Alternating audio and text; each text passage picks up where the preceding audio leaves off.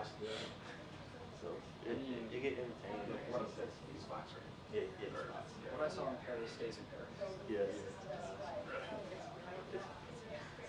It's cool and fun. It gets very lively in here.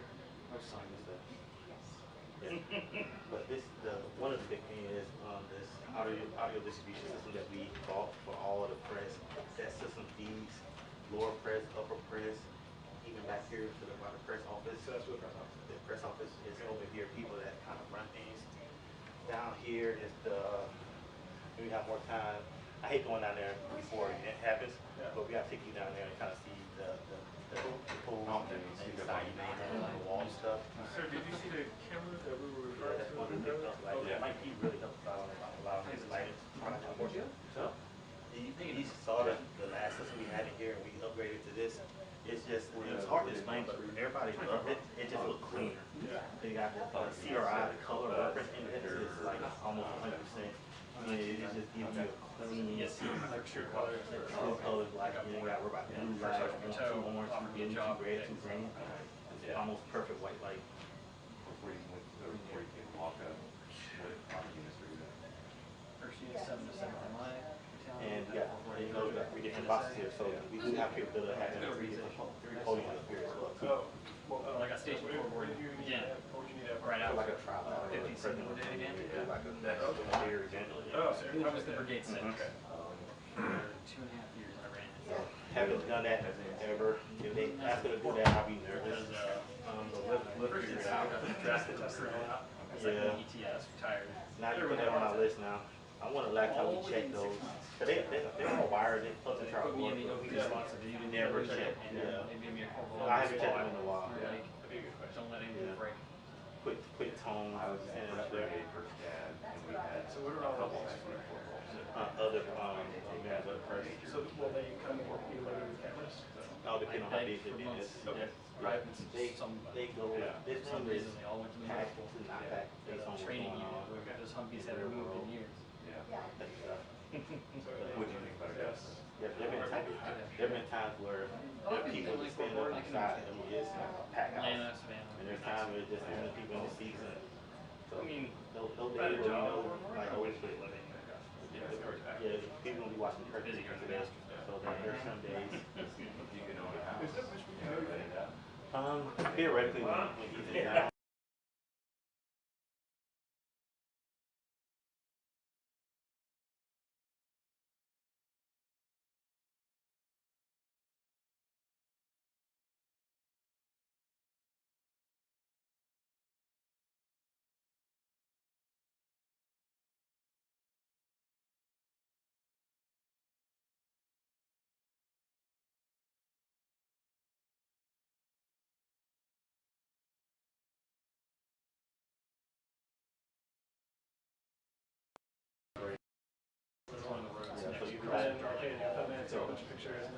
So whenever they tell me there's a pool straight no ball, like I already talked about.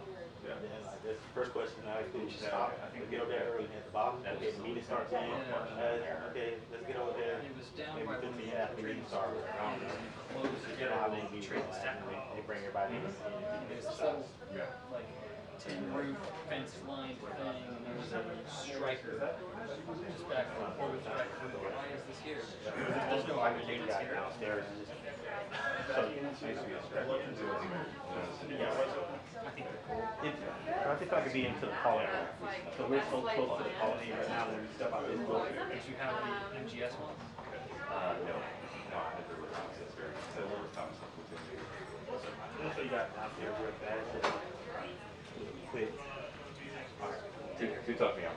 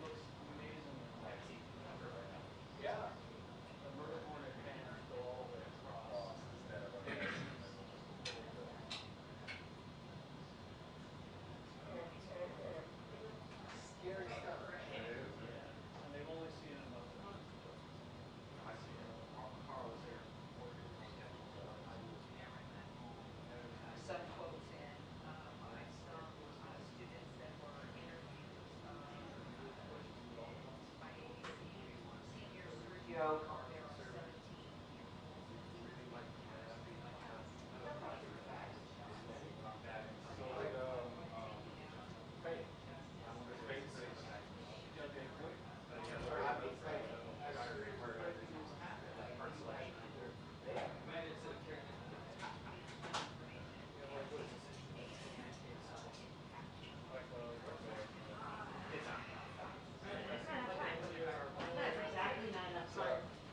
they bump into 215, then you're gonna be like, what you got?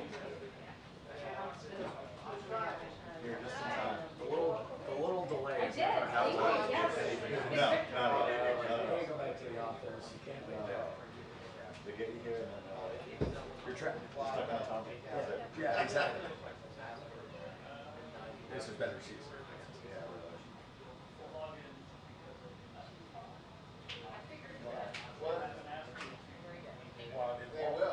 Well, they will, but you got to be logged into the things. When was the last time we got his password? It's like every day.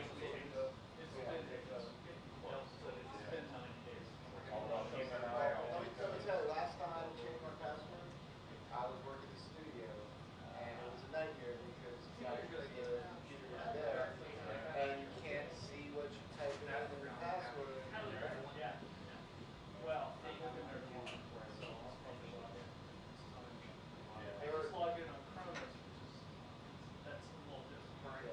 There used to be a bunch of stickers with like my password and three other passwords. I think Tim does. Tim does it too. Yeah, I don't know if he's correct or not. That was the only way I could remember. Because they're like, oh, you can't use a password from like 5 years ago. It's like, why don't I have any more passwords in this one?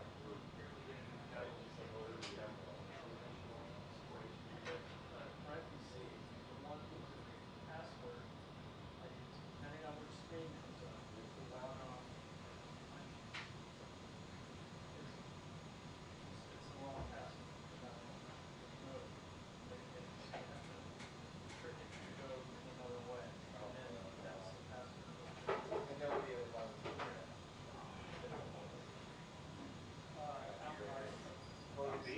First have a beer.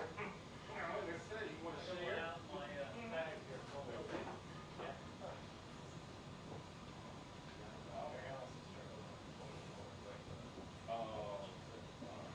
gotta do your own trick on the end of your camera. Yeah. Or some people can do it with their teeth. I know. That scares me. That scares me too.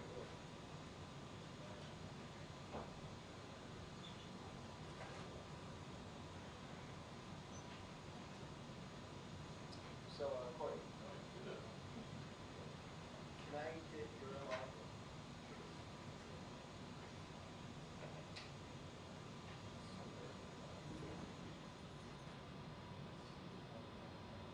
It's love that Melissa was all around.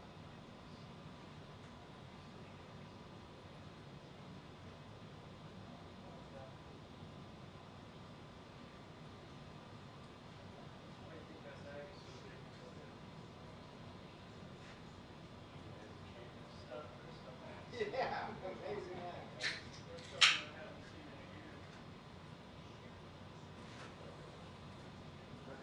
Hey. Yeah, please say your password. All right. Hey, what's up?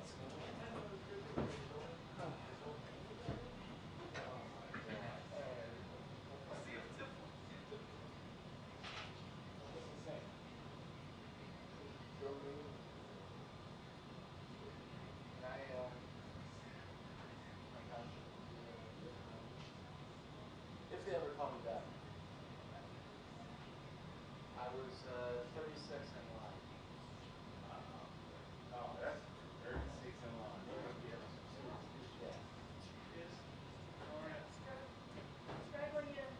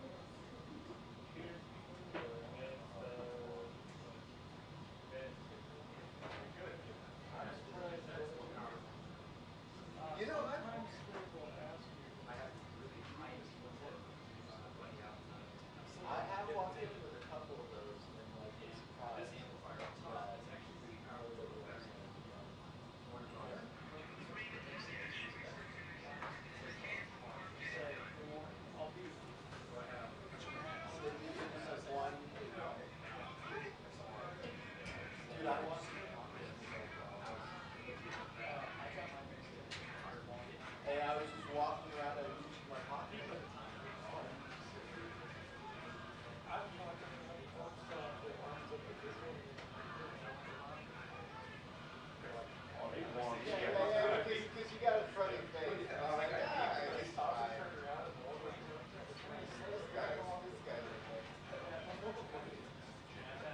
I guess I'm kind of shaking good morning. Greg, have no one, sir? Yes.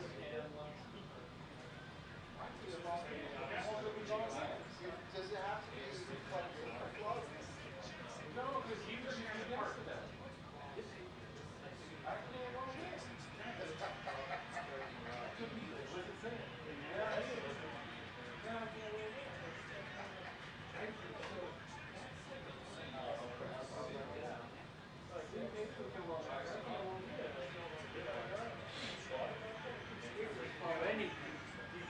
Thanks again.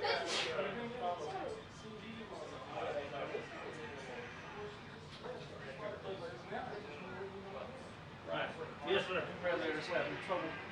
They can't log in. It says domain, all those guys. It says domain not available. I don't know even know what that means. Okay. I'll bring it over here. Put it on the table. Was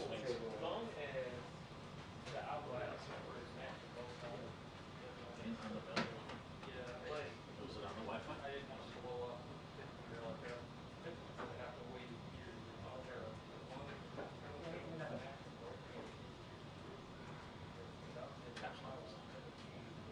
That's probably what it was.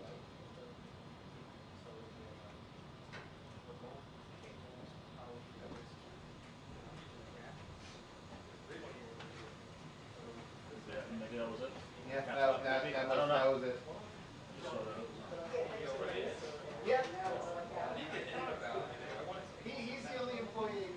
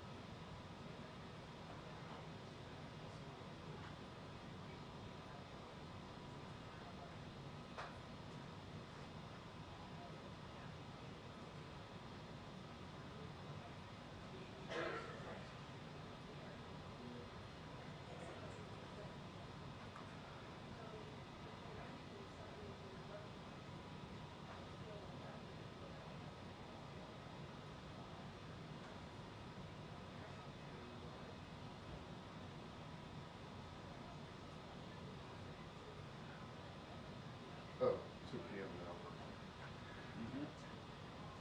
2 o'clock. That should be right on time, isn't it? No, I'm sure it will be.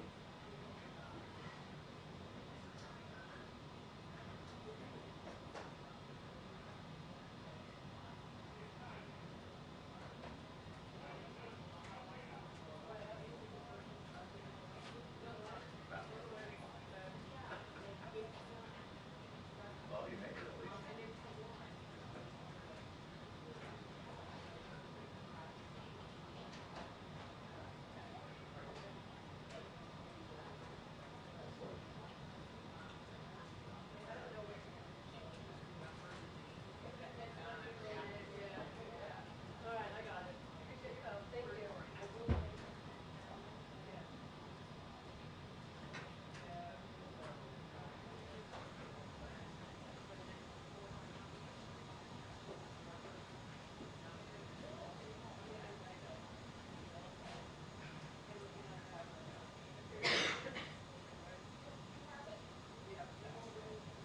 Gotcha.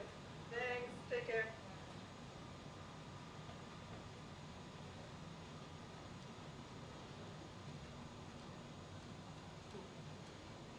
Hey Jen, it's Skylar. How are you?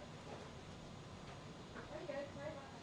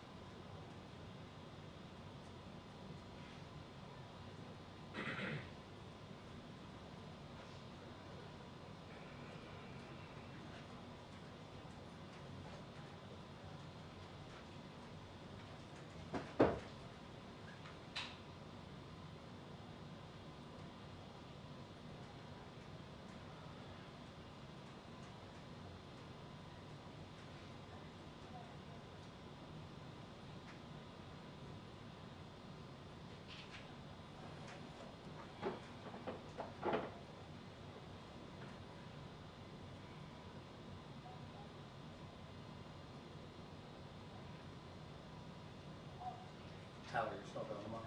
Yeah. Okay. Are you? I am. What's your plan? To immediately after this try to convince my editor to not let it go. But then she's gonna say yeah. Then I'm gonna go try. Down to Carpool. Okay. Yeah. Looked at all the Google Maps today. You were right. 3 hours from Minneapolis. It's Yeah. It's an early flight too. That's an early flight, and we're gonna have to book it to get back to make it at least like the last flight out of there. Okay, well, yeah, well, tell me, How much do we need to what I budget? was trying to get. So I have an 8:50 flight. this, and he starts speaking at 3. Yeah, So like more like 4. yeah. Then it'll be done around like 5. And then it's a 3-hour drive. Correct. And that's the last flight out. Well, my flight's 8:15 to Detroit. I don't know if the last flight's back. You could make This the could be my. Yeah. I mean, I need, like, I'm pooping the next day. I'm gonna look at the flights right now. So you see.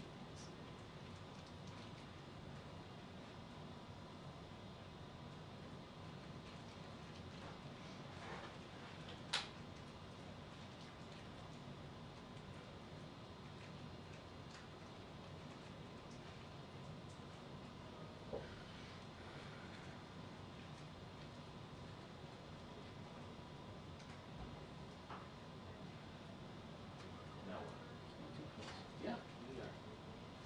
See my facial expression. I only got changed 2 things immediately that'll when you said book it. It's like, oh keep me wait, from we close might to have an altering your opportunity. consciousness. One is tramadol, which is a narcotic, and one is gabapentin. Yeah, exactly.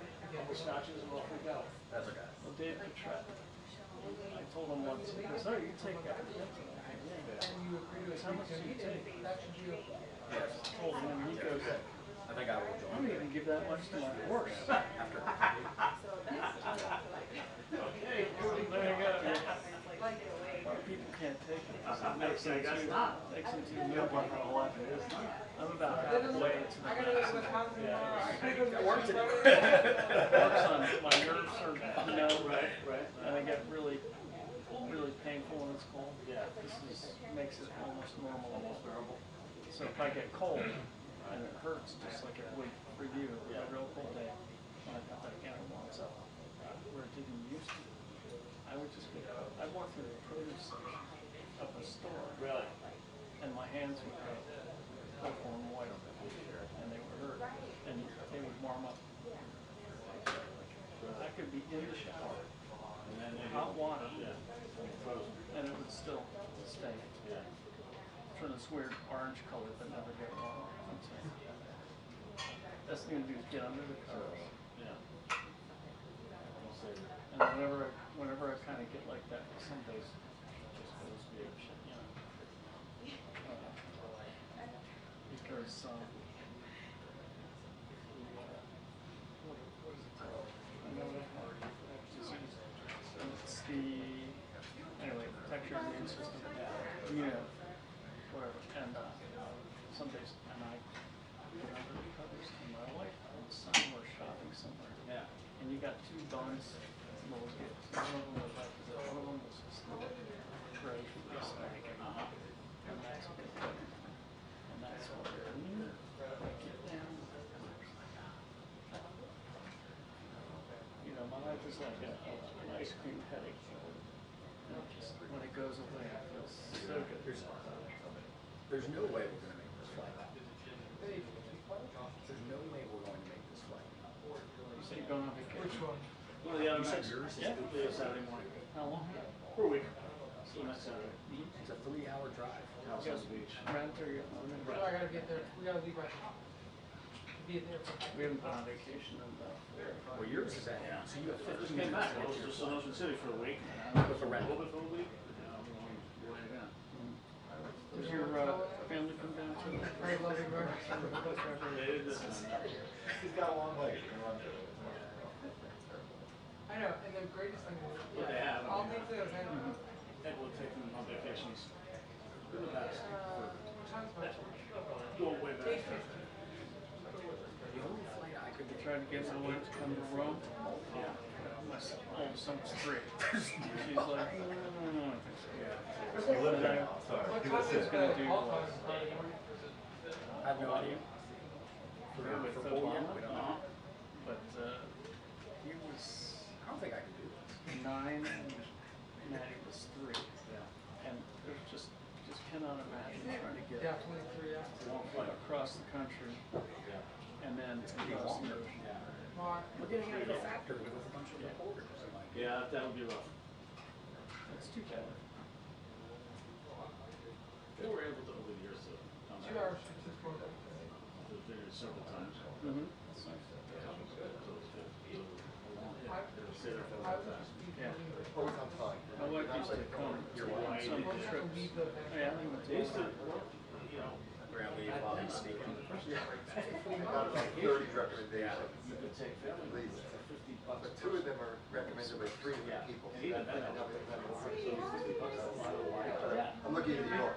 just to do it. Just to do it. So you said, yeah.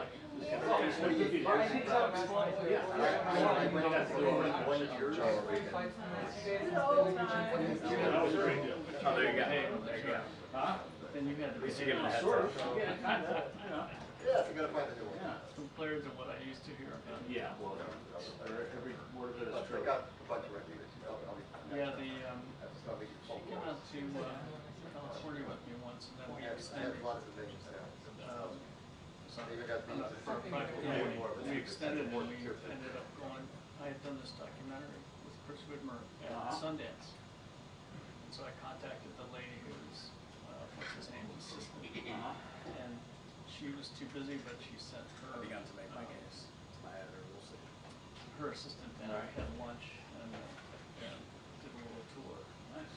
I was kind of obnoxious. I forgot to call ahead, so I called the day before. Yeah. She's a little peach, and he wasn't around. So that whole place is like a he built it, but all these sort of ranches. Yeah. And he built the house like it was a captain's, sea captain's house, and that's the main office.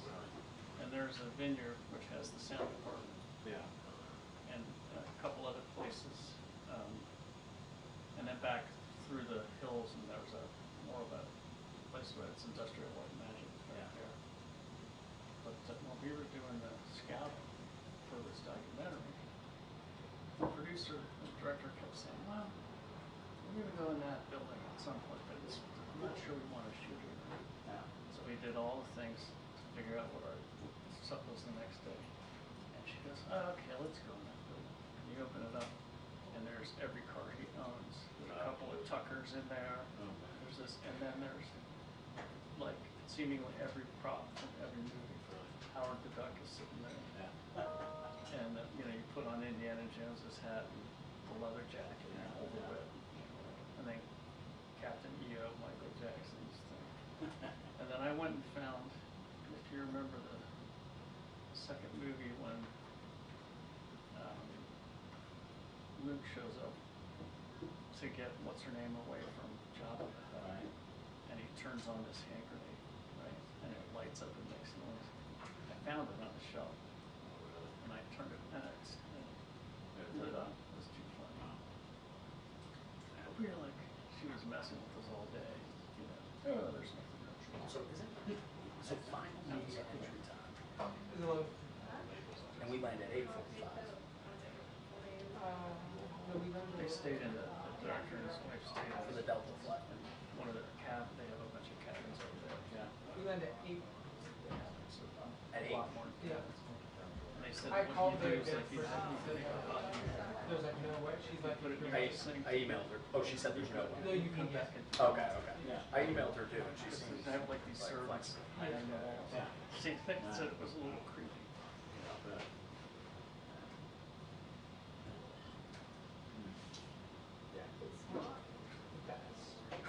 Supposed to go.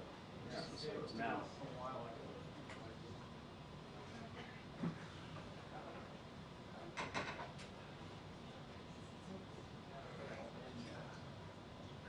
The story together about the school shooting, I'm sure.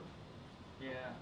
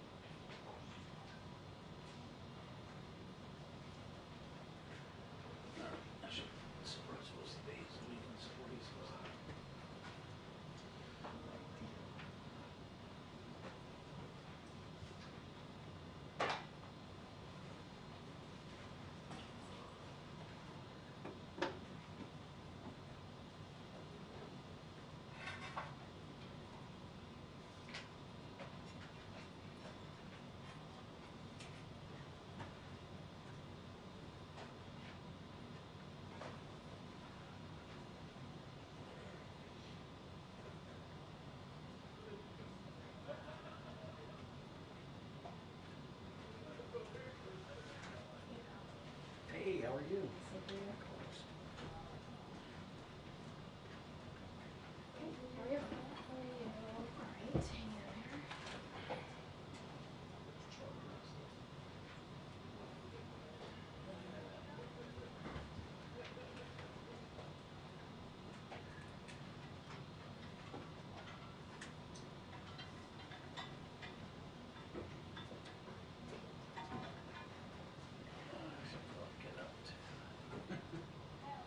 At some point, I guess, right? Yeah.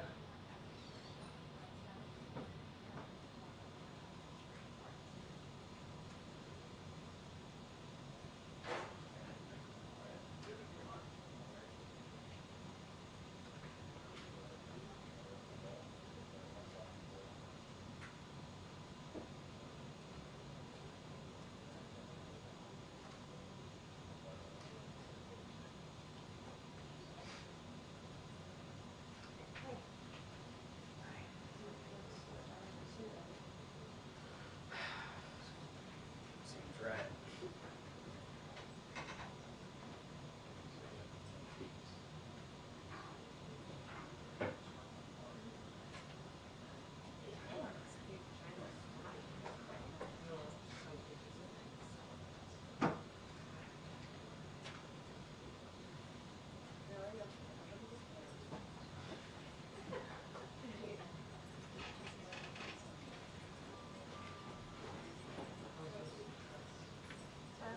Just got it. Bagged it. You don't yet. Bagged it. What she said? I sent a very, I put in the effort. Worried about the drive back. Would never want to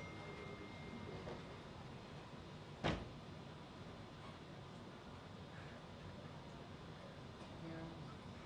Just want to hang out with you for 6 hours in the car. I was actually really looking forward to that.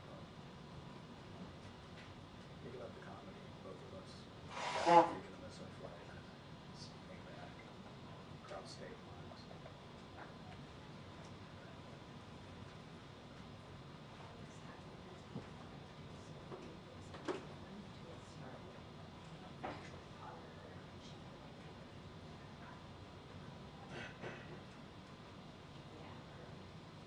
That's the news from yesterday.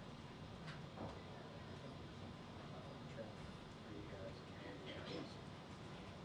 Yes, I think so. I think we got that. Absolutely. Do they change? No way, right? Like, so, you know politics. Yeah. So, always lines are full of guys. So, it's kind of like, but it definitely did down practices. So that's the one. So, I didn't want to do it. So who's gonna make it?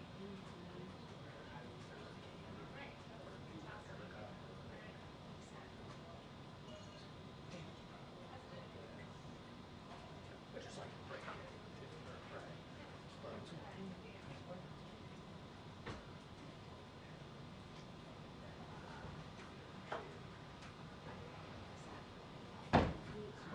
And sing.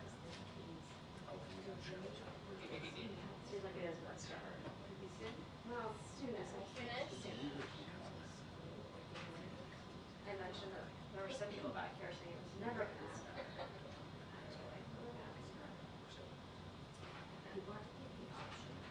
It felt like maybe like 5 more minutes. I don't know. In case you wanted to have it.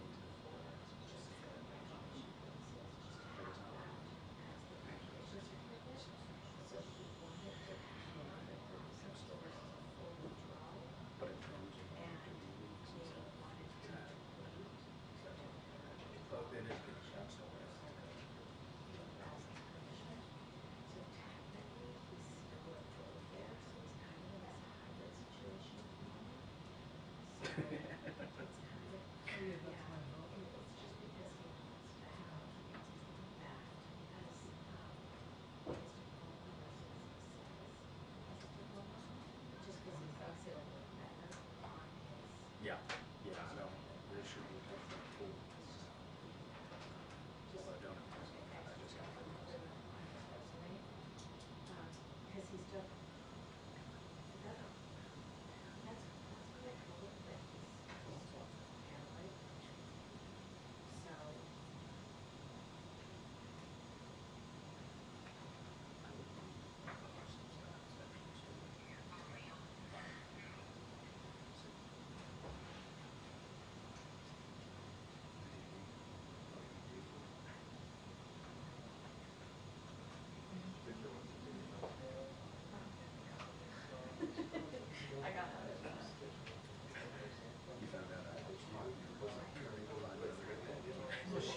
She would be the one.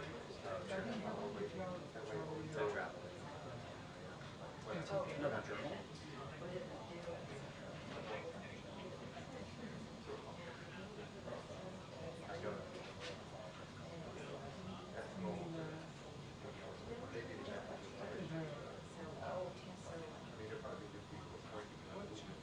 Oh, when she's doing the whole.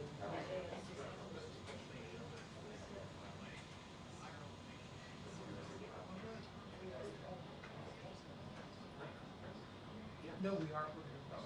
I'm like, we're doing. I don't know if they offer the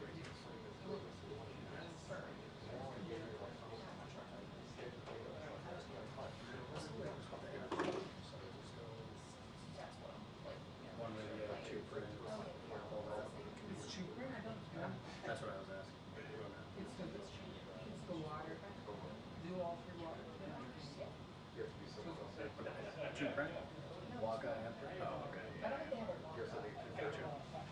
Yeah. Yeah, that's what I have. Right. It's Then you have to go. just one print for every teacher is one of the, and only one print for everyone gets on it. And that's the issue. Snow is your plan. Which is why.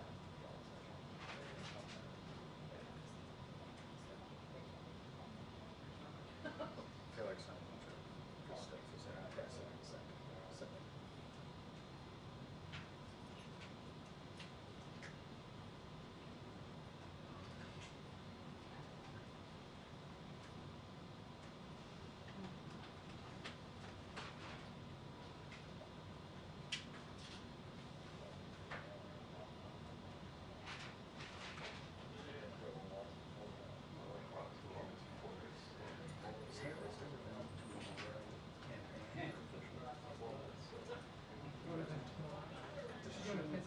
She comes out, she doesn't think she's that way. I mean, she might be.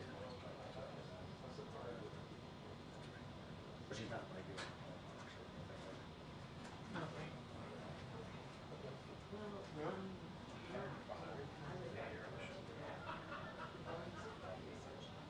Maybe you win this conversation. Next week. Yeah. I don't know, there's hearings, there's stuff on Tuesday. There's hearings on Tuesday. Andrew Cuomo's going to be testifying on Tuesday. From New York, of the governor. He's supposed to testify at 2 o'clock on Tuesday. That's what, I think that's what I read yesterday. Yeah. I think 2 o'clock, I think. I haven't been here. Besides.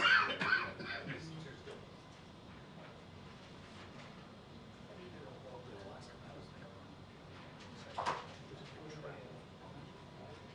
No, I got somebody offered me a credential, but it wasn't really a bad.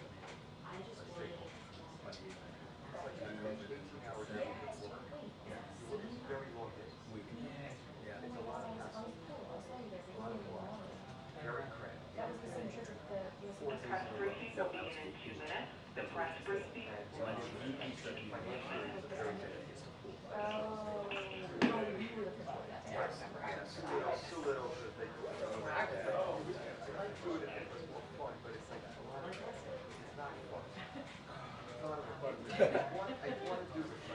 You did. I knew it. I Oh my gosh, I totally agree. I feel the same way. make you a head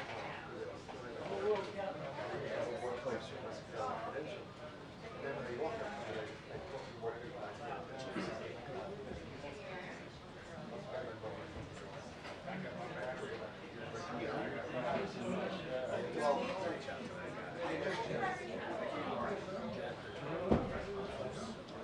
See, that's, I guess myself is up sitting down. So, am I? No, I think we're good. I think we're good. How are you? How are you, dear? I fell today. You didn't get what I said. How are you?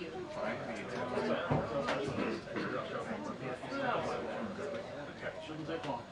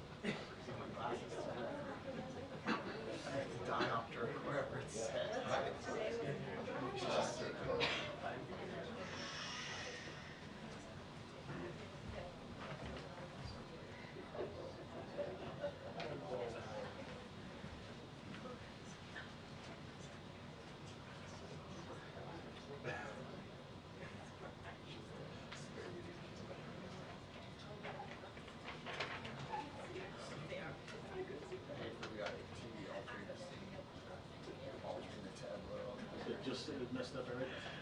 While I'm having surgery. No, no.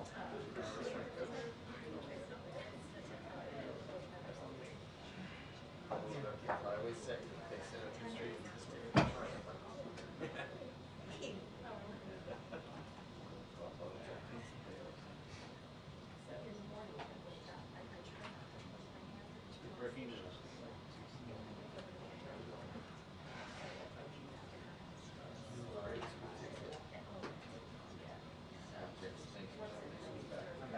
We can start.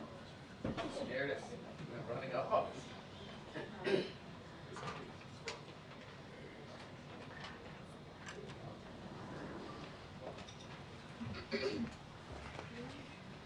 Good afternoon, everybody. So this week, kids across the country are heading back to school for the new school year. Today is supposed to be an exciting day for students and parents, but instead, we're seeing yet another horrific shooting. Now, as a parent myself, I know the anxiety that comes with sending your kid out into the world every day, living with the real fear of the worst can happen. So please know that our hearts are with those families in Winder, Georgia, who are forced to face this act of senseless violence. I want to let you know that the President and the Vice President have both been briefed, and his administration will continue coordinating with federal, state, and local officials as we receive more information. We're grateful for the brave first responders who are on the scene, and we stand by, we stand ready to provide support as needed. As the President has said time and time again, this is not normal. This is not normal. Students and teachers deserve to know that their schools are safe. They should focus on learning, not lockdowns. While the President and Vice President have taken historic action to reduce gun violence, more must be done to keep our schools and communities safe. We continue to call on Congress to do something, We need universal background checks. We need to ban assault weapons and high-capacity magazines, require safe storage of firearms, invest in violence prevention programs, and pass a national red flag law. Enough is enough, and I cannot say this enough, which is enough is enough. We cannot allow this to happen in our communities. We cannot allow this to happen in our schools. So we have to do everything that we can to keep our children safe, to keep the people who are supposed to protect our children, who are they supposed to learn from, safe. And enough is enough. Congress needs to act. Now, turning to my colleague from NSC, who's here to discuss the latest Biden-Harris administration actions today against foreign actors attempting to covertly influence our elections and undermine confidence in our democratic institution. Admiral John Kirby will discuss the coordinated actions we are taking in addition to other foreign policy news of the day. Admiral? Good afternoon, everybody. I think as you saw today, the Department of Justice, Department of Treasury, and the State Department took a series of coordinated actions against foreign actors associated with the Russian government who are attempting to covertly influence our elections. Specifically, all these federal agencies revealed activities directed and funded by RT, formerly known as Russia Today, to covertly spread Russian government propaganda with the aim of reducing international support for Ukraine, bolstering pro-Russian policies and interests, and influencing voters here in the U.S. And in foreign elections as well. RT is no longer just a propaganda arm of the Kremlin. It is being used to advance covert Russian influence actions. Additionally, the Russian government is laundering influence and information operations through Kremlin-controlled commercial firms, such as the Social Design Agency, that work extensively at the direction and control of the Russian Federation. All of this activity was designed to funnel disinformation through outlets and social media influencers that a certain number of Americans find credible. We will not stand for that. So in addition to the law enforcement actions that were announced just a little bit ago by the Attorney General, the State Department announced a new policy to restrict visas for employees of Kremlin-supported media organizations that are affiliated with these covert activities. And they released a $10 million reward for justice for individuals associated with a Russian hacking group that's named Russian Angry Hackers Did It, or RADIT for short, as it's also known. The State Department also designated 6 RT-affiliated entities as foreign missions, a designation that now requires them to report information about their personnel and their property to the United States government. For their part, the Treasury Department is sanctioning 6 executives and officials affiliated with RT, 3 executives associated with other Kremlin-controlled organizations. And additionally, the Treasury Department is designating ANO Dialogue, a Russian government-founded nonprofit that uses artificial intelligence to create and distribute online Russian disinformation for use against election campaigns. The Treasury included ANO Dialogue's subsidiary and its executive officer in its sanctions as well. Now, Russia, of course, is not alone in its desire to destabilize our democracy. As you may recall, just last month, the United States government disclosed that Iran engaged in a series of cyber actions with the intent to gain access to the private communications of former President Trump and his campaign by way of associated political advisors. Those efforts were clearly intended to denigrate former President Trump and to compromise his political campaign. We made it clear then, and we make it clear again today, that this is unacceptable, and we won't stand for it either. Let me close with just 2 more thoughts, if I could. First and most importantly, we are committed to protecting our democracy and our elections, regardless of the source or the target trying to interfere with them. As today's actions make clear, we have the ability to monitor these threats, to thwart them, to identify the actors involved, and to hold the actors involved accountable. We will continue to do so. These actions are the result of months of hard investigative and interagency cooperation, and we're grateful for the law enforcement, diplomatic, intelligence, and Treasury professionals who brought it all together. They put the interest of the American people first, right where it belongs. That brings me to my second point. The hard work now must continue. No resting, no waiting, no backing off. The American people can rest assured that the men and women of the federal government are at this very moment laboring to prevent future abuses and interference in our electoral process. But this cannot alone be the work of government. Every citizen bears a hand. We urge all Americans to read through the indictment today. Study the sanctions and the designations that we announced. All of it's online. All of it is readily available to you.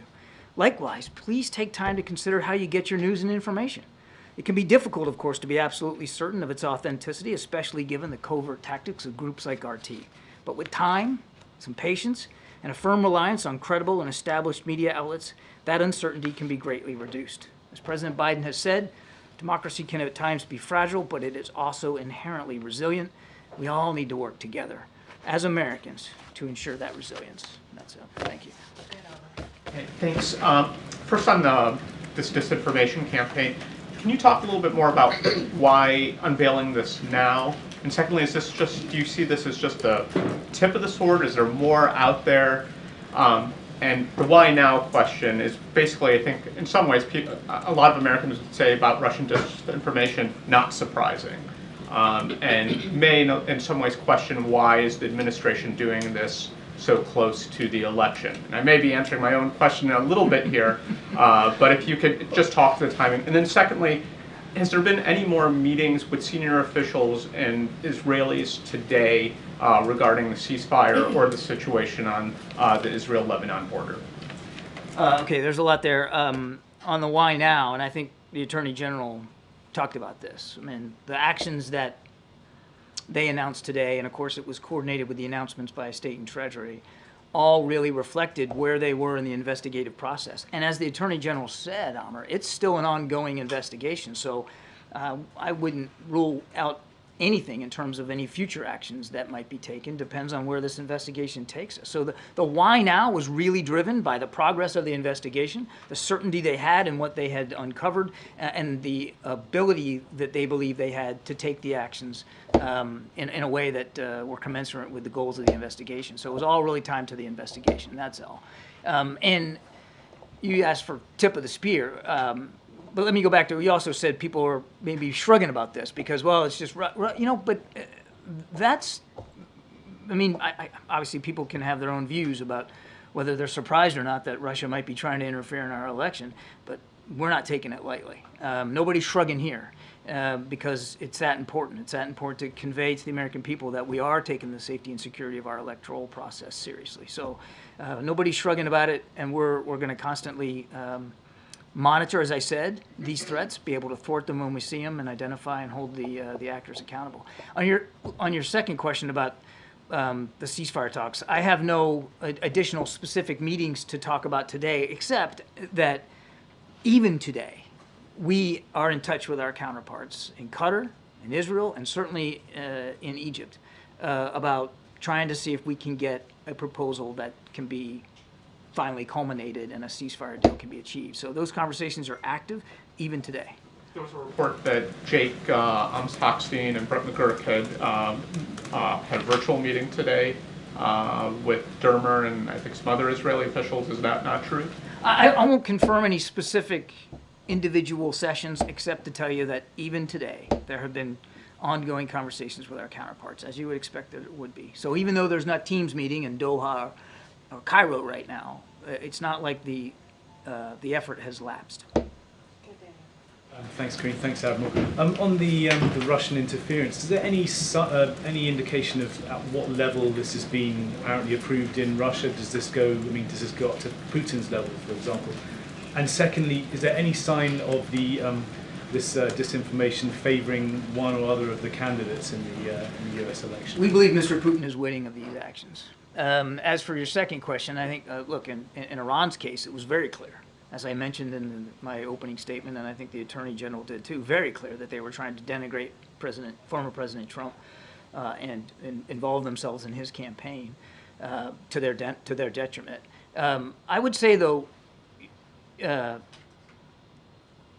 what we talked about in Russia, they are certainly trying to sow discord, feed disinformation, and try to put narratives out there through voices that the American people might find credible that support their policies, that support their interests, such as trying to diminish support in Ukraine.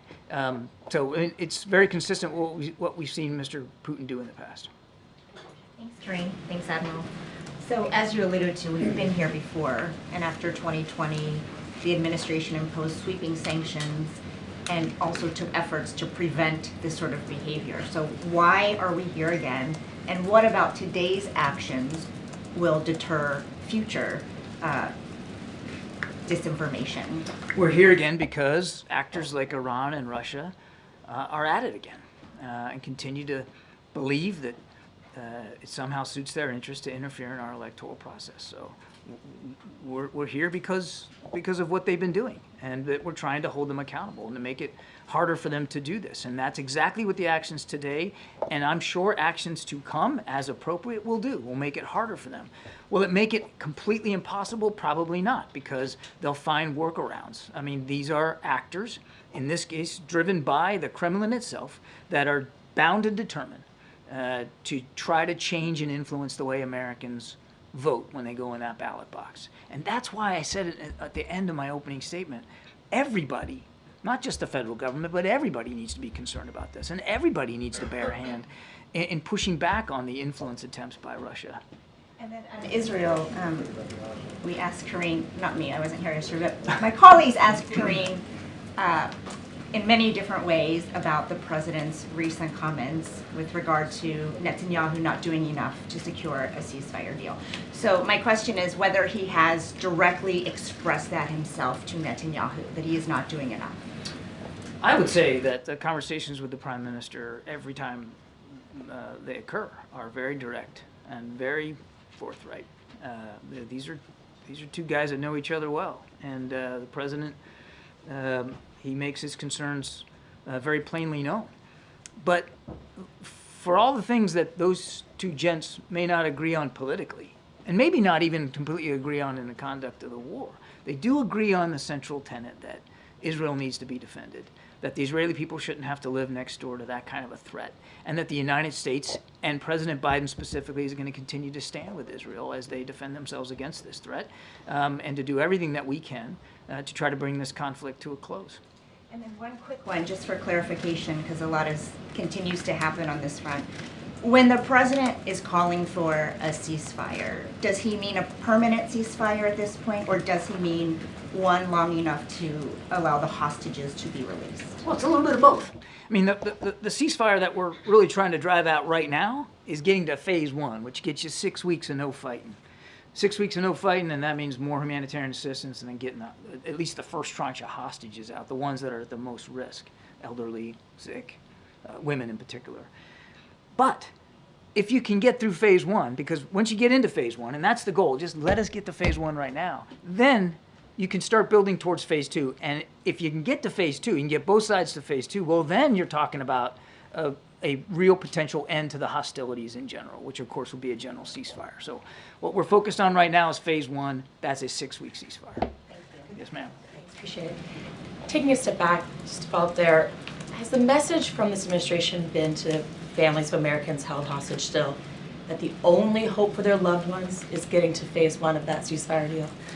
Our message to the families, and we conveyed this recently, Mr. Sullivan did, is that we're going to keep doing everything we can to get their loved ones home where they belong. Everything we can. Right now, we continue to believe that the best option, the best possible way to do that is through this deal that's been on the table now for how many months. And as I've said before, I'll say so again today, we still believe these gaps can be narrowed. We still believe it's an achievable outcome. Whether we'll get there or not, I don't know. But we still believe that that we're close enough that we got to keep our shoulders to the wheel. I guess my question is, it might be the best option, but is it the only option? I think it would be imprudent for me to either negotiate the details of this deal in public or to speculate about any other kinds of opportunities might occur if it falls apart. I just don't think it would be useful for me to do that. What I can assure you, and we have assured the families, is that President Biden and this entire national security team is 100% dedicated to getting their loved ones home. Right now, the locus of that energy, the full focus of this administration is trying to get this ceasefire deal in place. Switching gears to Ukraine, obviously a big shakeup in the government there.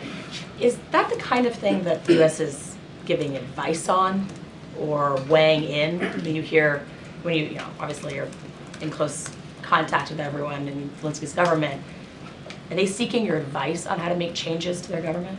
No, and we're not offering advice on how to administer their democracy. That's up to President Zelensky. It's up to the Ukrainian people. These decisions are President Zelensky's decisions to make with respect to who's supporting him in his cabinet. It's not going to change the way we interact with Ukraine. It's certainly not going to change the support that we're going to continue to provide them. Great. John, on a different topic, has the president spoken to his counterpart in Japan about plans to block the merger of the U.S. Steel deal? And are you concerned that it will impact relations between the two countries? No, there's no conversations to speak to, Jeff. President has been very consistent on this. He believes that American steel companies ought to be American-owned. There's a CFIUS process that needs to occur. This is the kind of potential transaction that we believe is suitable for a CFIUS review, and I really can't go beyond that. Just on a different topic then, back to Israel, do you have a timeline for when this latest peace proposal is going to be made? Ultimately, we'd like to have it now. There's a real sense of urgency here to try to get this done. And as I said earlier to Amr, I mean, even today, we've been having very active conversations with our counterparts in the region to try to get it across the finish line. We want to get it done now. It needs to be closed. Thanks, Karine. John, you're obviously willing to acknowledge that Iran's intent in attempting to interfere in the election is to, as you put it, denigrate a former president. You don't seem willing to acknowledge that Russia's intent is to denigrate the vice president. Why is that? I'm just telling you what we've learned through the investigation and what we've seen. I'm reiterating what the Attorney General laid out this afternoon in terms of what RT has become and what this social design agency was trying to do in cyberspace in terms of sowing disinformation and discord. It's not for some sort of queasiness about talking about their intentions. I'm just laying out what we've seen and what the law enforcement actions were taken today and why they were taken today. But obviously, when we have something declarative that we can speak to, we'll speak to that. And then just on another matter, there's a report that a U.S. service member was detained in Venezuela. Do you have a comment on that? I can confirm that a U.S. service member was in fact detained in Venezuela. My understanding is that this individual was on some sort of personal travel and not official government business. I think the Pentagon has spoken to this or plans to provide a little bit more context on it. I really can't go beyond that. We're obviously, just the last thing I'd say is we're obviously in touch as appropriate as you think we would be with Venezuelan authorities to try to get more knowledge and information about this. Does the president feel particular pressure about typically when Americans are detained somewhere overseas, he can sort of act unilaterally with partners and so forth, but can do that? This has been much more complex because of Israel's desire to lead anything. Does he have a separate track for unilateral actions that he could take, and does he have a timeline for that? Nothing's more important to the president than safety and security of Americans overseas, particularly those that are being held hostage or detained. And of course, the president wants to take the widest view possible of options available to him to secure the release of people that are held hostage or detained. And you've seen that we have not been loath to get creative in trying to figure out ways to do that. Of course, we think through many different options and alternatives. It would be irresponsible if we didn't, Kelly. But, as I said earlier, we still believe, and part of that is because we know we have gotten this done before with a previous hostage swap. We still believe that this is the best way to move forward. But we'll see where it goes, and obviously I'm certainly not in a position, nor would I ever, try to close down decision space for the president in terms of options that might be available to him.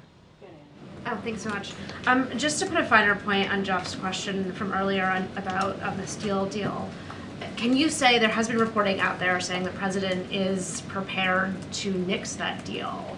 Can you confirm that reporting? I cannot. And one other sort of just a quick question about, I didn't quite hear what you said about Putin's personal involvement. He was witting of this. He was witting of Larti's activities. Okay. John, do you see a possible link between Russian attempts to undermine the support for Ukraine as a part of this operation and a 6 months delay in approving supplemental in Congress that we had earlier this year? And if we can stay on Ukraine, today Russia hit Lviv with ballistic missiles. It's a western city. 7 people were killed, also a 7-year-old girl. Yesterday was Poltava. It's a central eastern Ukrainian city. How does it make sense that Russia keeps on killing Ukrainians while Ukraine, and killing Ukrainians even far away from the front lines, while Ukraine is not allowed to use provided weapons to hit military targets inside Russia, where these attacks are coming from? Yeah, on your first question, I cannot point to connective tissue between RT's covert influence activities and the delay of the supplemental. You know, you should talk to members of Congress, the Republican side in particular, who held that up.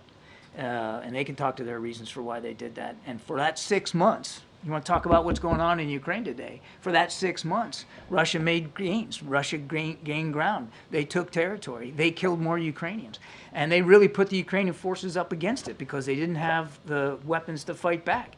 That was a tough 6 months, and it did set back the campaign in Ukraine. As for what's going on now,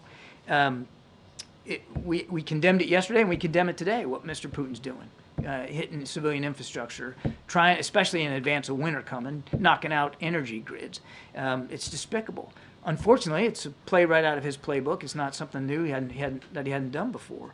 Nothing's changed about our view that Ukraine should be able to use the tools it has available to it to defend itself. And that's why air defense continues to be a prominent issue in these security packages that we're giving, so that they can help defend against these attacks on their energy infrastructure.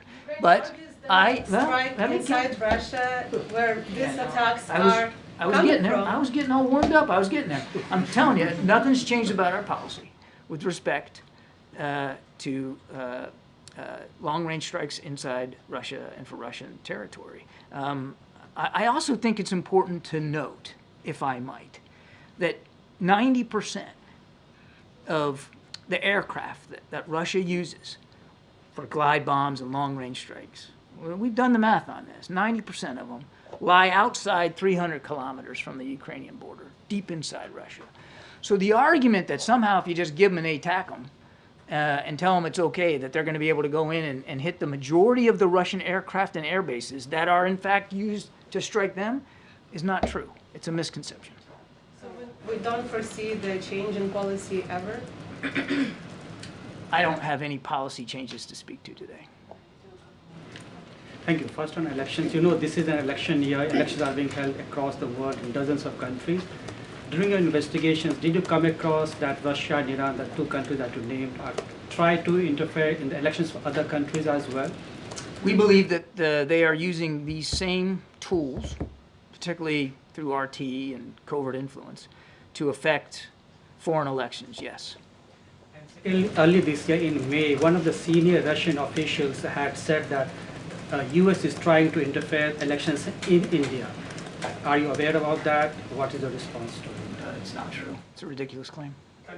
Next question about President's telephonic call with the Indian Prime Minister Modi after his trip to Russia and Ukraine. Do you think India can play a role in bringing peace and ending the war in Ukraine, and in what way it can do it? Well, we certainly hope so. I mean, I've talked about this before. Any nation that is willing to try to help end this war and do so in keeping with President Zelensky's prerogatives, the Ukrainian people's prerogatives, his plan for a just peace, we would certainly welcome a role like that. Was there any talk? I thought you said you only had one more. Just follow up with that. Did the two leaders also discuss the situation in Bangladesh? Yes. And what was that? Well, I think they shared the concerns. I mean, the president made clear his continued concerns about safety and security of the people in Bangladesh and the future of their democratic institutions. Thanks, Karine. Thanks, John. Getting back to the Middle East, the President on February the 26th said, "My hope is by next Monday we will have a ceasefire." On Saturday evening, just past, he said, "We are on the verge of having an agreement." And it was on Monday morning when he was asked whether Prime Minister Netanyahu was doing enough to reach a deal, he replied no. Why did it take him more than 6 months to reach that conclusion? Conclusion? What conclusion? That Prime Minister Netanyahu isn't doing enough to get a ceasefire. The President wants this ceasefire. The President knows that in order to get this ceasefire, it requires leadership. It requires compromise. And it requires a common understanding of exactly how this ceasefire is going to benefit the people of Israel and the people of Gaza. And there are substantial things in here for the people of Gaza. But if you're asking me to apologize or issue some sort of regret because we want to get caught trying, because we want to see it over the finish line, because there are times when we've been optimistic that we can get there, only to learn that we couldn't, I ain't gonna do it. There is nothing wrong with continuing to try to achieve this incredibly difficult negotiation and this outcome, a ceasefire that again would visit terrific benefits all around, including in the region. And so have there been times when we've been stymied? Yes. Have there been times when we thought we were close and turned out that we weren't as close as we thought? Absolutely. And you know what? Today might be one of those days. Even today, I told the gaps are, we can narrow them. And today might be one of those days that maybe I'll prove to be wrong. But no apologies for trying. No apologies for keeping the shoulder to the wheel. But the issue isn't apologies for trying. The issue is, does the administration have a realistic view of Prime Minister Netanyahu's willingness to make peace? I think we know Prime Minister Netanyahu pretty well. Nobody better than Joe Biden. sincere with I've one answered the pace. question. Thanks. Earlier this month, Vietnam's president traveled to China and met with their president. We're hearing that Vietnam's president could meet with Biden on the sidelines of the United Nations General Assembly later this month. Can you confirm this meeting or just comment on the significance of such a meeting given the state of... Which meeting? The meeting between President Xi and the President of Vietnam, or a potential one between President Biden? A potential one between the U.S. and Vietnam. I don't have a schedule for the UN General Assembly to speak to today. As you know, when the President goes up to New York for the General Assembly, not only does he deliver remarks, but he does conduct a series of bilateral discussions. We'll have a much more robust agenda to speak to as we get a little closer to that. But look, on Vietnam, I mean, as you saw, the President upgraded our relationship with Vietnam to a full strategic partnership. That's a big deal. And we know that Vietnam values the relationship with the United States. But they're also a neighbor of China. They live in the neighborhood. And of course, every nation's leader there has to determine for themselves what that bilateral relationship with China is going to look like. We respect that. Thank you. I appreciate it. First, thank you. First on Russia, this is the type of activity that's been going on for the better part of a decade, and this. You mean the election interference? Yeah, and the usage of particularly social media profiles to report false accounts and false narratives. And I'm wondering what role you think the companies and the platforms play in allowing these accounts to proliferate. These are private companies, and certainly they have to make their own decisions. It's not about, we obviously are respectful of freedom of speech, and certainly respectful of the private decisions that these companies' leaders have to make. But we do think it's important, and today's actions and the way the Attorney General laid it out is important to expose it, to disclose it. And it's why, in my opening statement, I also urge the American people to be mindful of what's out there, because these fake social media personas and disinformation in cyberspace is incredibly difficult to shut down. So yes, we believe tech companies need to be aware of these activities. We believe, and they have taken action in the past to shut down accounts that have violated their own policies and procedures. We encourage that as well. But it also is that the consumers too, the reader, the viewer, they have responsibilities as well to make sure that they're getting the best possible, most accurate information. And you're not always going to get it just in an online format. And on the Middle East, the Justice Department also unsealed charges against Hamas leaders for the actions of October 7th. The charges were dated back in February, but one of the Hamas leaders that was named is currently located in Doha. And I'm wondering if the U.S. is pressing Qatar to have that leader extradited or arrested. I don't have any law enforcement activity to speak to about that today. Is there any impact that you think unsealing these charges from February will have on the negotiations where they stand right now? Why unseal them today? Well, again, I refer you to the Justice Department for the decision to why unseal them, as you rightly said, that the indictments actually date way back. So that I let the Justice Department speak to the decision about unsealing it. As for an effect on the discussions, it was important to unseal those. It was important to make that known, that we were holding these Hamas leaders accountable. At the same time, we continue, as I said to Amr, having active discussions about the ceasefire deal. We still believe we can get there. What about Al Jazeera in the back? Go ahead. Thank you so much. I really appreciate it. Very quickly, John. Sorry, man. I appreciate it. What pressure is the United States putting on Hamas and Netanyahu to close this deal? I'm sorry, say it again. What pressure we're putting on? What pressure is the United States putting on Hamas and Netanyahu to close this deal? It's not just about twisting arms and putting pressure. It is about having active, what we hope to be constructive conversations about negotiating the final details. And that's really where we are. And in any negotiation, when you get down to the brass tacks, that's when the horse trading really begins, and that's where it gets difficult, and that's where we are right now. It's really about trying to get both sides to yes here. And again, I can't negotiate the details in public with you. But I heard a question asked yesterday in here about why we're only pressuring one side and not the other. And I tell you what, you know, it was a question about, you know, how only the prime minister is feeling the heat. And I'll tell you, if you're Mr. Sinwar, he's buried in a tunnel somewhere. He ain't coming up for air too much. His forces have been decimated. His resources have dried up. The people he claimed to be protecting and defending are living in deplorable conditions because of the war that he started on the 7th of October. So I don't buy this notion that there's no pressure being put on Hamas or Hamas leadership. And the indictments that were unsealed yesterday, I think, prove that as well. So, Thank you so much, Aaron. thank you. Appreciate it. Okay. I do have... Sorry, guys, have your patience for a second. All right, I do have one more thing before we get going here. So lastly, today is a day of mixed emotions for us in the press office as we say goodbye to Christine Thompson, who's off to the Capitol Hill. The amount of times I said hello and goodbye to people, it's, but this one is very much one of those that goes in the box of we very much do have mixed emotions. In a true diva fashion, she's leaving on Beyonce's birthday. Because if anyone makes an exit with flair, that is Christine, a proud member of the Beehive.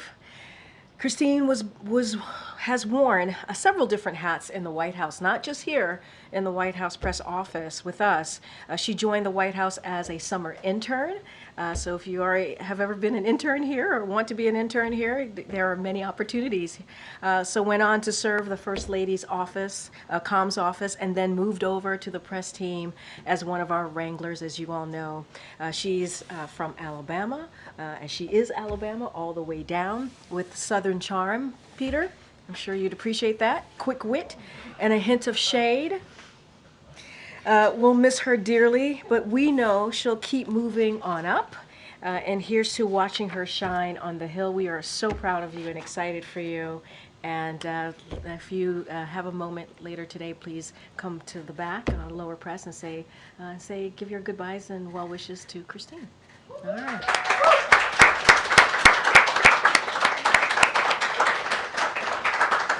And with that, we end the briefing. I'm just kidding. I do want to say, as I was walking out, we did hit send on a statement from the president on the shooting in Georgia. So hopefully you all have that in your inbox, the awful high school shooting. We will continue to work with local officials, and we stand ready to work with law enforcement on the ground. It is a horrific, horrific day, a sad day when kids go to school and have to deal with that type of violence. And that is something that is, in the president's statement, he talks about how it's personal to him. Obviously, he and the First Lady, certainly Dr. Biden, are mourning the deaths of those whose lives were cut too short. These are high school kids. And so we certainly will be thinking of them, but we want to continue to do the work on gun violence, obviously not just in Georgia, but across the country. And the president, this is a president, an administration, the Biden-Harris administration, who has put that at the forefront and want to continue to see that done. And as I said at the end of my topper earlier, is that enough is enough, and congressional members need to act. They need to act. Get Homer. First, thanks for the reminder about Beyonce's birthday. Oh, we'll have that's what we're here for, clearly. But on a more serious note, Yeah. you've said, and you just said it again, about the need to do work. The president has limited time in office. Does he think, or is he planning to take another shot at gun control with what time he has left? And I'm glad you said you said another shot, because we were able, this president, and as you talk about, the final couple of months of his administration, let's not forget the 3.5 years, and what the president was able to do is pass a bipartisan piece of legislation to deal with gun violence, and something that we hadn't seen in decades, in 30 years. And this president, this vice president, was able to make that work and make that come to fruition. Obviously, we need more. We need more work to be done. It cannot stop at that bipartisan legislation. We have to continue. We got to continue to find ways and their actions. Their actions, I talked about them. Banning assault weapons, high-capacity magazines, making sure that we have universal background checks. These are easy things to do. We believe congressional Democrats are ready to move. We can't do it by ourselves. Congress can't do it by themselves. They need Republicans to step in and also do this like they did before not too long ago, to get this done. So this is personal to the president, as he says in his statement. This is personal to the vice president. This is personal to Dr. Biden. This is something that they want to see get done, and we are going to do that. We have the first ever office to prevent gun violence. That is something that the president created. Obviously, the vice president leads that office, and we are going to continue to find ways to protect our kids, to protect communities. And so, yes, this is an important continued part of the president's initiative for the next couple of months to do just that. And it is Congress. We have laid out what it is that we believe needs to get done. They need to act. Do you have any, can you lay out any plans for the president? It's going to be his final September 11th in office, and that's always been a big deal to whoever the office holder is. How is he going to spend September 11th this year? I believe we put out a statement saying or confirmed that the president and the vice president are going to be in New York on 9/11, and so we'll have more to share, obviously, as we get closer to that. But look, I have traveled with the president on his trips as it relates to that horrific day, and he is someone who certainly never forgets and always honors those that we lost, and will continue to do so. And next week he'll do that alongside the vice president. Will he visit the other two major sites? I don't have anything more to share beyond that, but you will see the president and the vice president next week together as they mourn the thousands of lives that were lost on that day, and also the first respondents who obviously put their lives on the line to protect Americans on that day. One last small one from his family's vacation last month to Santa Ynez. Has he reimbursed Joe Piani for the ranch, and can you tell us how much? Yeah, so what I can say, look, I'm not going to get into cost here. First of all, the president is the president wherever he goes. He certainly was busy during that time that he spent with his family. And so the president does what he's done every year since he's been president, has taken that time with his family around the summer months or even around the holidays, which is in line with other presidents. So there is the same actions, the same thing that other presidents have done when it comes to these types of vacations. I can say that this president has done. It is in line with the ethics that is tied into all of this. I don't have numbers here. It's not something that I can provide. Did he pay something? I just don't have anything beyond that to say, but to say that he's taken every action or done the same process that every other president has done when they have taken time with their family. There's nothing new. It is in line with what is required by him to take. I don't have numbers here to share with you. Okay, Peter. Thank you. President Biden's approval rating is soaring. It's up 13% all the way to 48%. Does it bother the president that people are so pleased that he is retiring? Am I hearing a little twang in your voice, Peter? A little something in your... I know better. No, but you guys keep telling us to appreciate him on the way out about the Inflation Reduction Act and things like that. I'm glad that you listen to me when I'm up here. Look, here's what I can say. I think what the American people appreciate is indeed what we have been able to do in the past several years. When you think about inflation is falling with income while incomes are climbing, right? You think about Medicare is finally being able to negotiate lower drug costs. This president this administration has been able to beat Big Pharma. That's a big deal. Other presidents have tried to do it. Other elected officials have tried to do it. They can't get it done. Manufacturing is indeed coming back here to America. Our infrastructure is being rebuilt. Violent crimes is at a low, 50-year low. Matter of fact, the last president in his last year, murder rates were skyrocketing. And so the president has been able to work on that. And this is a president and a vice president that has done the work to make Americans' lives better, to make their lives better, to change their lives in a transformational way that is going to matter. And I think that's what the American people want to see, and that's what this president has been able to do. A different topic. Vice President Harris once said years ago that she wanted to decriminalize illegal border crossing. Now she's saying that her values haven't changed.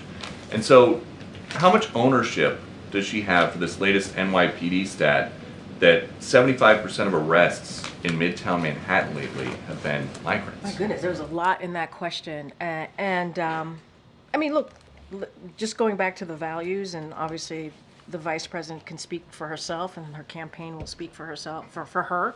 Her values haven't changed, and you heard that on the interview that she did with CNN very recently, and I think that's important.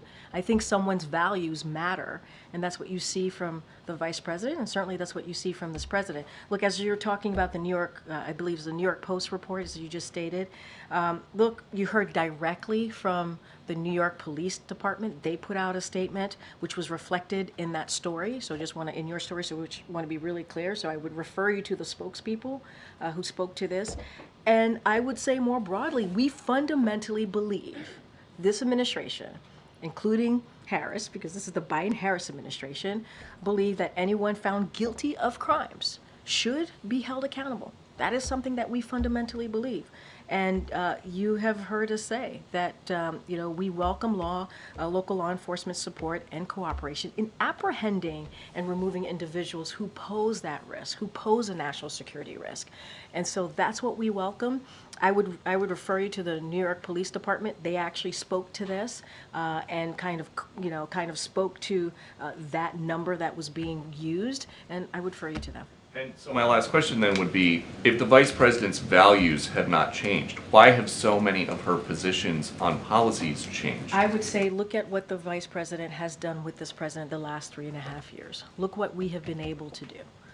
Look what we've been able to do at the border without much help from Republicans, because they're too busy listening to the former president, sadly, and telling them not to actually do the things that majority of Americans want to see them doing, and that being dealing with the challenges at the border. They listen to Donald Trump instead of continuing to work with us in a bipartisan way.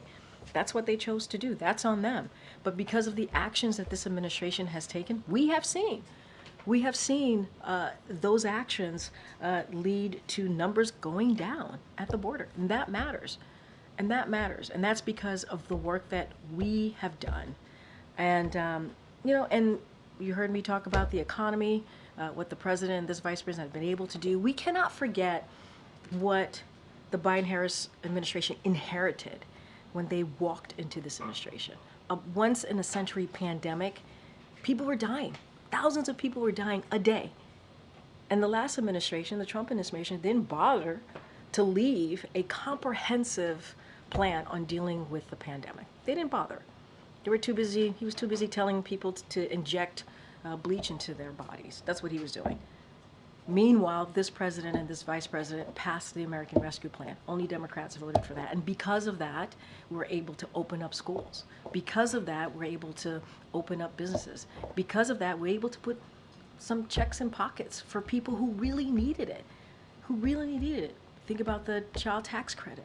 That changed lives for families and put shots in arms. And so that is why we have an economy that is growing. That is why we have an economy that is leading the world. And those are just the facts. You said for September 11th that the president and the vice president will be in New York. Yeah. Did you say if they'll be at Ground Zero? Memorial? They will be at Ground Zero. We'll have more details to share. Okay. There'll be a ground zero for the memorial? Yes. Okay. On September 11th. On guns as well, does the president feel that he's exhausted executive actions at this point on I gun mean, control? look, Zolan, you know this, you've covered this. The president has taken more than 24 executive actions. 24 executive actions on trying to do everything that he can to prevent gun violence. That is a lot. Look, he will always find ways to see what else he can do, to see what else his administration, the actions his administration can take. We have the Office of the Gun Violence Prevention, and what that does, one of the things that does is those executive actions and also that legislation that was passed and that he signed to make sure that we move quickly with those actions and particular components of that act, and so that we put that out there into communities and make sure that we're doing everything we can to continue to keep or to try to keep communities safe. But the answer is legislation. We have to have laws, more laws, additional laws, so that we can protect communities. But as far as the White House, I mean, do you feel that is the White House fully in implementation phase with the actions already taken, or are there any executive actions that could? As I said in my answer just seconds ago, we are going to do everything that we can, his agencies out there, including with the president, to see what else can be done. But more than 24 executive actions is nothing to sleep on, right? That is something that he moved forward on because Congress wasn't moving fast enough, right? We were able to get that bipartisan act done, but we needed to do more. And so, look, we'll always find ways to move, to see what else can be done, but we have to get Congress to do the work. We know congressional Democrats are ready to do the work. We need congressional Republicans to join those Democrats. Look, but signing the law, the bipartisan Safer Communities Act, was not a small feat. That was a big thing to get done. In terms of congressional help, has Yes. does he have any meetings scheduled at the White House, or does he have any meetings scheduled with members of Congress to actually talk about a way forward? So I don't have any meetings to read out to you that relates to this particular issue. I say this all the time. We have the Office of Leg Affairs. They talk to congressional members pretty regularly on an array of issues that's important to the president, to the American people. Certainly that will continue, but it doesn't stop us continuing to say how sad this day is, to really be clear that this should not be happening, and enough is enough, and we need to continue to do the work, and that really is on the other side of Pennsylvania. Congress has to continue to do the work to stop this, and that it means we need laws. We need laws. Okay, Jeff. Thank you. Kirby mentioned that regarding U.S. Steel, that the president's position on that, and that it was appropriate to have a CFIUS review. Can you give us an update on where the CFIUS review stands and when you expect to hear from them? So I don't have any news to make today on anything like that. The CFIUS review, as you know, is incredibly independent. The CFIUS hasn't transmitted a recommendation yet to the president, and that's the next step in this process. But I don't have anything else to add beyond that. Look, you heard from the president and the vice president on Labor Day. They were very clear. They are committed to ensuring steel is made in America. That's what the president said, and making sure that unionized workers and U.S. Steel should remain an American company. That's what he wants to see. As far as the CFIUS review, they're going through their process. They'll make a recommendation. We just don't have anything to share on it today. Okay. Thank you, Karine. The president's son, Hunter, is set to begin a trial for tax issues later this week. I was wondering if the president plans to attend any part of the trial? So what I'll say from the top, and you have heard me say this many times, is that Hunter is a private citizen, as you all know. So when it comes to his own legal circumstances, I would certainly refer you to him on his personal representatives. I would say as well that, of course, the president and the first lady, they love their son. They're proud of his resilience and his strength, and they support him as he continues to move forward in his life. I don't have anything else to add beyond that, and I will just leave it there for now. Has the president advised Hunter in any way on how to approach? He's the a trial? private citizen. He has his own legal representation, and I won't share beyond that. I won't give it beyond that. The president's statement about the shooting talks about how it's personal to him. You've mentioned that a few times. Can you just speak at all to how he reacted to the news when he heard today? It's that devastating. we are back here again. We are back here again. You're right. It's devastating. It's devastating. It is. You heard me say this, and I think it's in the president's statement as well. It is in the president's statement in that first paragraph where he talks about this is basically a school year, a new school year. This is supposed to be an opportunity for kids to celebrate, see their friends, be joyous, as the president says, and yet we see another horrific shooting. And it's heartbreaking. I mean, when the president says it's personal to him, you know, you hear something like that. These are children. Children. Let's follow up then on Dolan's questions. You laid out everything you want Congress to do. Yeah. If it is so devastating to this president, what is he doing to help Americans feel better about sending their kids to school tomorrow?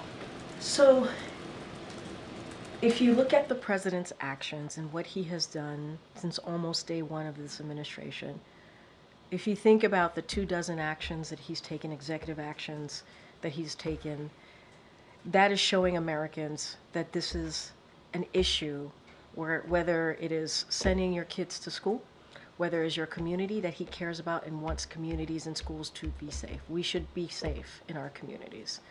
And then he worked and reached across the aisle when people said he could not get it done, because it's been decades since we were able to get something like the Bipartisan Safer Communities Act done. And he reached across the aisle to get that done. I think that shows to the American people that he took this very seriously. And lastly, he started the Office to Prevent Gun Violence that the Vice President leads. And what that does, and this is really going to get to the heart of your question, is that one of the things that they do is they reach out to communities, especially in a moment like this, and figure out what can we do to help a community heal and move forward. And it's, I mean, just think about it. The fact that we had to set up an office like that is just devastating to think about. But we had to. And the president wanted to continue to show to Americans how serious he was. And that's why we have an office to move forward, obviously, with the executive actions, to move forward with the law, to make sure they're rapidly being executed, but also to help families and communities. And look, there's no easy answer here because it's devastating. It is devastating. I'm a mom, you're a mom, many of your colleagues are parents.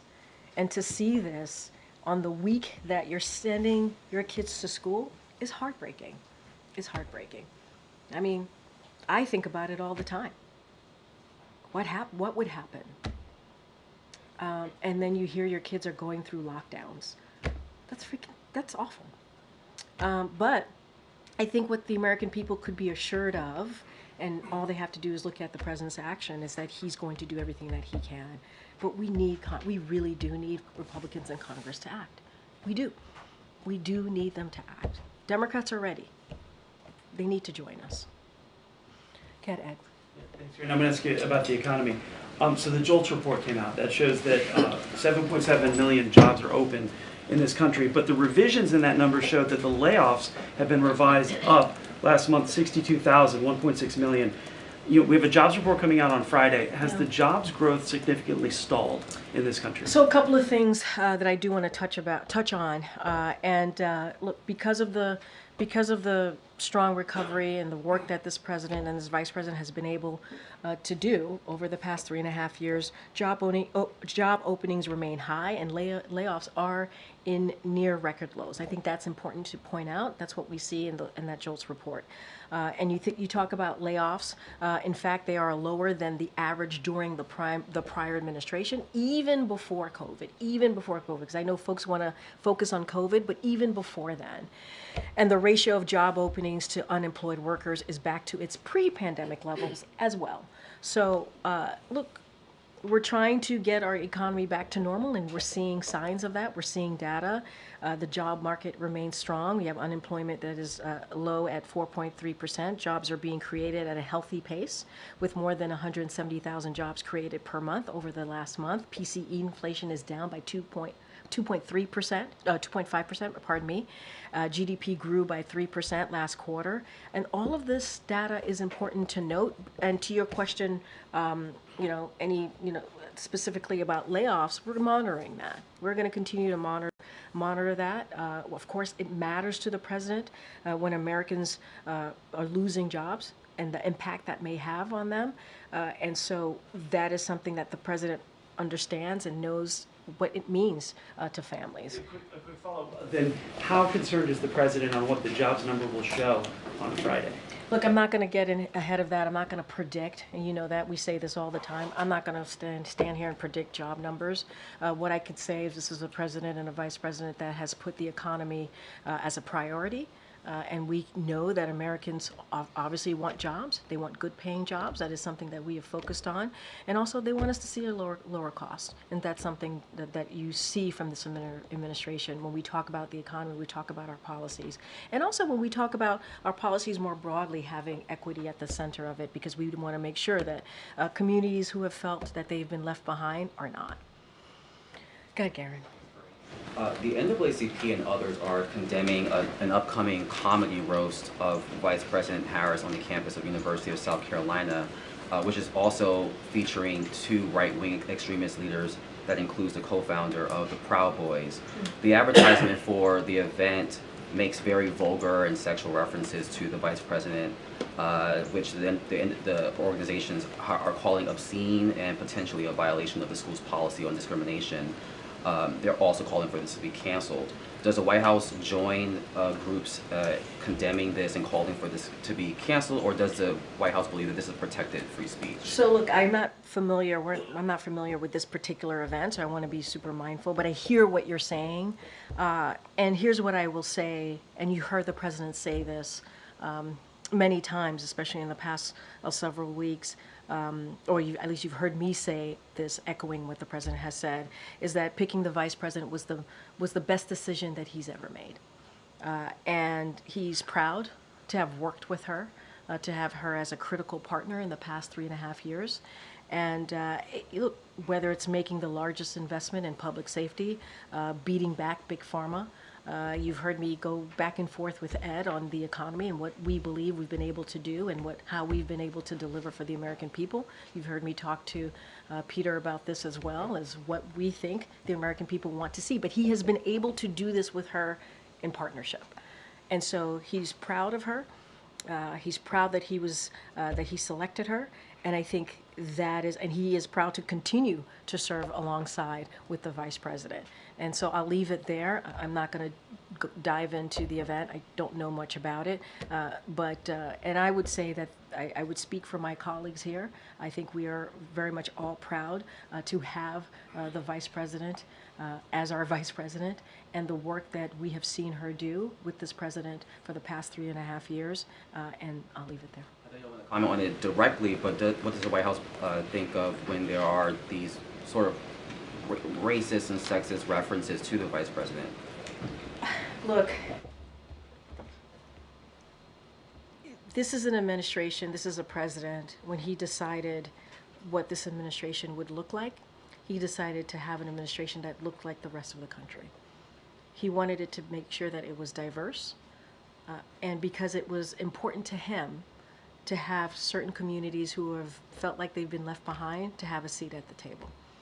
That's what this president has been able to do. And you see that. This is the most diverse administration in modern political history. I think that says everything that you need to know about what this president cares about. And that starts with the vice president, his decision to pick her as his running mate. And he was very purposeful, mindful. She was obviously experienced, and he knew she can do the job, and wanted to make sure that we had a diverse administration to go alongside that. And, you know, it is, I think that is the most important thing that matters. I can't speak to everybody else. I can't speak to every racist, misogynistic, sexist comment that's made out there. What I can speak to is what the reflection of this administration and what we have been able to do and how we have represented in a way I think that many Americans should be proud of. I certainly am. And to make sure that people feel represented, not just in how we look, but in the policies that we have put forward. And I think that's what matters. Okay. Oh, sure. Sorry. What does the White House make of recent elite colleges like MIT, Amherst, and Tufts reporting sharp declines in Black and Latino enrollment and increases in white enrollment since the affirmative action ruling from the Supreme Court? The President and the Department of Education released guidance and resources to campuses to continue diversity on college campuses. Obviously, this data suggested that isn't necessarily working. Does the White House believe there is more it can do to prevent this trend from happening in other college campuses? So a couple of things, and this is really very important because we call that out, that this could potentially happen when the Supreme Court made that decision. Their decision moved the nation backwards, as you're laying out in what we're seeing right now, and unpended decades of precedent that allowed America's colleges and universities to build vibrant, diverse environments. I just talked about the importance of this administration and being diverse and representing majority of this country and what this country looks like. So the President called on college and universities to seize the opportunity to expand access to educational opportunity, and this administration has issued guidance, as you just stated, on specific actions universities can take to provide opportunity to all Americans. We know, we understand and we know that the talent exists in all communities. It's clear more work remains to be done, and we'll continue calling on schools to build pathways for upward mobility and success. And that is what I know the Department of Education is focused on, and I know that this is something that is incredibly important. And so we have made, putting that aside, we've made historic investments in HBCUs. And we have, that is also why the President has made student debt relief a priority, and so we'll continue to do everything that we can to ensure that Americans have access to educational opportunities. That is our commitment. That is the President's commitment, and you have seen that along the way over the past 3.5 years. Okay, Risha. So 4 years ago, you were serving as Chief of Staff to then candidate Harris for Vice President. Is there anything you can share about how she prepares for a debate? Oh, that is very interesting. Very clever, Wisha. Well, you would know. You're right, I would know. Look, I do want to be, what you just stated is correct. That was my role 4 years ago. I was the Chief of Staff to the running mate, obviously who's now the Vice President. And involved in the debate at that time. I do want to be mindful because obviously in a week, in less than a week, there'll be a debate that the Vice President will be participating in, and I would have her campaign speak to that specifically, however they wish to talk about that. What I can say, more broadly speaking, is, and I think you've all seen that, especially very recently, you know, the Vice President is smart.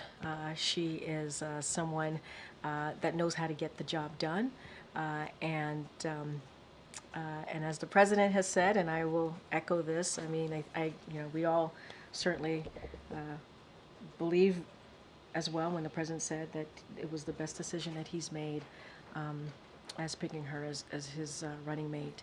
And so I think it's a stay tuned kind of moment, and I'll let the campaign speak to it. Has the President offered any advice to her since he was just in the shoes she will be in a few days? So, look, what I'll say is that the President and the Vice President speak regularly. They see each other regularly. You saw them, obviously, on Monday together, shoulder to shoulder, talking about how they've been able to deliver for the American people, talking about Labor Day, the importance of union, the President being named the most pro-union president ever. Which is a title that he's very proud of. I don't have anything beyond that. They speak regularly. He certainly is proud of everything that she's been able to accomplish, especially as we look at the past couple of weeks. I just don't have anything beyond that. Thank you. Go ahead, Mike. I know you're not in here regularly. I'm always here in spirit, though. In Karine, spirit. you know that. I feel it. I feel it all the time, every day. I know that we're still early hours of this tragedy, but I just wanted to ask Yeah. if there were any early indications you received about there potential changes or additions to the president's schedule. Obviously, he's supposed to be on the road the next 2 days. Look, as you just stated in your question to me, these are certainly the very early moments, early hours of this. So I certainly don't have anything about the president's schedule to share of any changes. But as the president says in his statement, he and Dr. Biden are mourning the deaths of those whose lives were cut short due to senseless violence. And I think it's a sad day. It's a sad day. And I cannot imagine, I know the parents who have their child going to that school are probably frightened, scared, mourning, and our hearts go out to them. And I know that just parents across the country are thinking about this day, and this is a day that you fear, a day that you fear. And I think this goes a little bit into the question that I got from Mary Alice. It's like, yeah, now parents have to think about tomorrow and the next day and the school year. And what I want them to know is that the president is doing, and the vice president, this administration is doing everything that we can to make sure that communities feel safe. And that means also calling out on Congress, Republicans in Congress, to act, to do more, to meet Democrats and to do the work. There's more that we can do to make sure that parents and kids and teachers feel safe when they wake up tomorrow morning and have to go back to school. And it is a sad day. It is a sad day. With regard to the president's travel the next 2 days, obviously these are different kinds of events that he might have been doing if he was still a candidate for re-election. Can you talk about how the White House has sort of reimagined what he will be doing, how he will be traveling these next few months? Look, you heard us, as you said, he's traveling the next couple of days. He's going to be going to Wisconsin tomorrow. He's going to Michigan on Friday. And he was just in Pennsylvania and Pittsburgh with the vice president on Monday. And so what I'll say is he'll be out there. He'll be out there talking directly to the American people. He looks forward to it. It's something that he has done, not just looking at the next several months, but he's done this the last 3.5 years. And he believes it's important to do that, to let Americans know what is it that we've been doing, how we've been delivering for them, whether it's healthcare, economy, and have we been able to grow the economy back. And so this is something that, as it relates to travel, you'll see the president's certainly out there, and we'll have more to share. We'll have more to share. But he's ready to be out there and ready to talk directly to the American people. All right, everybody, thank you so much. Thanks, Thank you. Karine. Thanks, Karine.